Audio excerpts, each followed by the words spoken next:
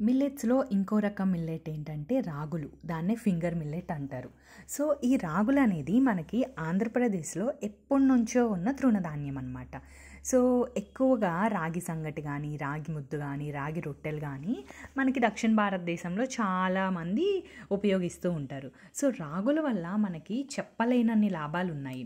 జొన్నల తర్వాత అంతగా లాభాలు ఎక్కువగా ఉన్నది ఏదైనా ఉంది అంటే అది రాగులేననమాట. సో, మనకి ఎముకలకి సంబంధించినవి గానీ, లేకపోతే వెయిట్ లాస్ అవ్వాలి అనుకున్నా, కొలెస్ట్రాల్ తగ్గించాలి అనుకున్నా, షుగర్ వ్యాధి ఉంటది కదా! వాళ్ళకి గానీ, లేకపోతే మనకేమన్నా దెబ్బలు తగిలినా ఆ గాయాలు మానాలన్నా, ఎక్కువగా వృద్ధాప్యానికి సంబంధించిన ముడతలు రాకుండా ఉండాలన్నా, క్యాన్సర్‌ని తగ్గించడానికైనా, బ్లడ్ తక్కువగా ఉన్న వాళ్ళకైనా సరే ఈ రాగులనేది చాలా ఉపయోగపడతాయి. సో, మనకి జనరల్‌గా 100 గ్రామ్స్ ఆఫ్ రాగుల్లో ప్రోటీన్ ఎంత ఉంటదంటే 7 గ్రామ్స్ ఆఫ్ ప్రోటీన్ ఉంటది. 1 gram of fat, 72 grams of carbohydrates ఉంటాయి. ఫైబర్ అయితే 19 గ్రామ్స్ ఉంటాయి. సో, ఈ రాగులనేవి మనం రెగ్యులర్‌గా తీసుకుంటే మన బాడీకి కావాల్సిన చాలా వస్తాయన్నమాట. ఇందులో ఇంకా calcium, iron, magnesium, phosphorus, potassium, sodium, zinc, vitamin B1, B2, B3 కూడా ఉంటాయి ఈ రాగుల్లో.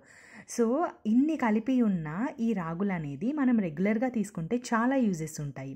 రాగి ఉప్మా చేసుకోవచ్చు, రాగి రొట్టె, రాగి సంగటి, రాగి ముద్ద, స్వీట్స్, రాగి తోప గానీ ఇలాగా రాగి జావ గానీ ఇలా ఏ విధంగానైనా మనం రాగుల్ని యూజ్ చేసుకోవచ్చు. మనం రాత్రిపూట రాగుపిండిని నానబెట్టి దాన్ని పొద్దున్న ఉపయోగిస్తే చాలా బెనిఫిట్స్ ఉంటాయన్నమాట. ఇక్కడ నేనేం చేశానంటే జనరల్‌గా రెగ్యులర్‌గా మనం ఉప్మా చేసుకుంటాం కదా! అలా కాకుండా ఒక కప్పు ఉప్మా రవ్వకి 3 గ్లాసుల నీళ్లు పోసాను.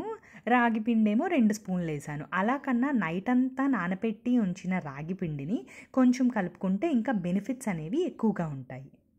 అలాగే రాగి పిండి వల్ల నెగెటివ్ సైడ్ ఎఫెక్ట్స్ కూడా ఉన్నాయి. ఏంటంటే మూత్రపిండంలో రాళ్ళు ఏర్పడవచ్చు.